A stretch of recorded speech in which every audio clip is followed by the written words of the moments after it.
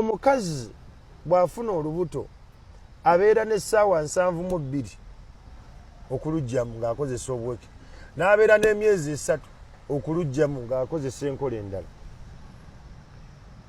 Teri mukazi kasukwa ayenda nga takirowoozangako. Fe abasajja bw'olaba ekigira kiti n'osituka, to the women it's different, it's mental. Nti atuula n'alowooza ngenda kwenda ne Kyamagero. Bwe bankwata, bwe nfunirayo olubuto, like ajja layers zino ezimu ajja azigatta. Babirowoozaako. Women are not physical beings nti they are sexual. Asooka n'akiro, they are emotional.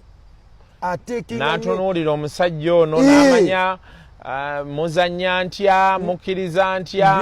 Byonna abiyitamu. Because that is where now for me my biggest challenge was. Actually nagwe nadde nnyumyamu naye. Ngangamba nti omukyala with the options available in this country, both legal and illegal. Yes. Why could you choose to have a baby that is not of the man you love? Okay, not the man you love. Omusajja, your husband.